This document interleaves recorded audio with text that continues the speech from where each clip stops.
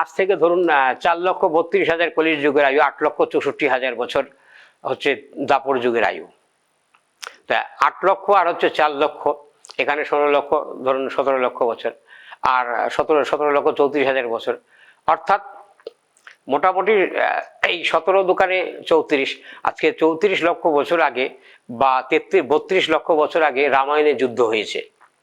আজকে পৃথিবীর যে জনসংখ্যা আছে বর্তমান পরিসংখ্যায় যদি বিচার করা হয়, কারণ এত যুদ্ধ এত কিছু হওয়ার পরে প্রায় 850 কোটি, বর্তমান পরিস্থিতিতে 850 কোটি থেকে 800 কোটির কাছে প্রায়। তাহলে ওই সত্যযুগে যদি 2 কোটি রাক্ষস আর বানর হতো, অর্থাৎ মানব জাতির তুলনায় রাক্ষসের সংখ্যা প্রচুর হতো, বানর জাতির তুলনায় মানুষ জাতির তুলনায় রাক্ষসের সংখ্যা হতো প্রচুর, অর্থাৎ 8.5 কোটি যদি পৃথিবীতে 850 কোটি যদি মানুষ থেকে থাকে, 800 কোটি মানুষ থেকে থাকে পৃথিবীতে, তাহলে সেই জায়গায় হচ্ছে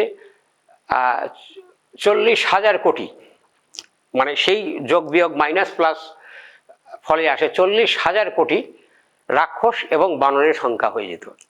তাহলে তাদের খাদ্য হতো কি? মানব জাতি।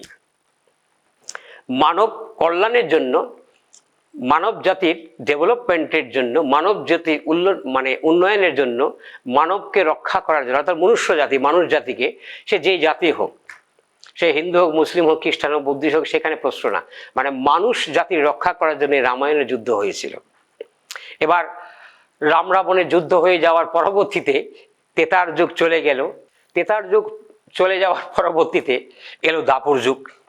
এবার দাপর যুগে যেমন তেতার যুগের কিছু কিছু রাক্ষস, কিছু কিছু মানে বড় পরিমাণের জীবজন্তু, কিছু কিছু মায়া অসুর, যেমন ভীমপুত্র খট্টরকর ছিলেন, ভীমের মা ছিলেন হিড়িম্বা, সে রাক্ষসকুলের যদিও ছিলেন বংশধর, কিন্তু এইখানে প্রসঙ্গটা আসে হিড়িম্বা রাক্ষসটি সে কে ছিলেন, আমি যদিও ভাষাটা আমাকে এইভাবে বলতে হবে, রাক্ষসের ব্যাকরণে মানে মহিলা রাক্ষস তো বলা যাবে না, সে রাক্ষসনী। তা হিড়িম্বা রাক্ষসনী যে ছিলেন খট্টরকচের মাতা। এবার ভীম ছিলেন আগেকার, মানে ওই মহাভারতের আমলের প্রত্যেকটা ব্যক্তির মানে হাইট ছিল কত? 12 ফিট, 12.5 ফিট।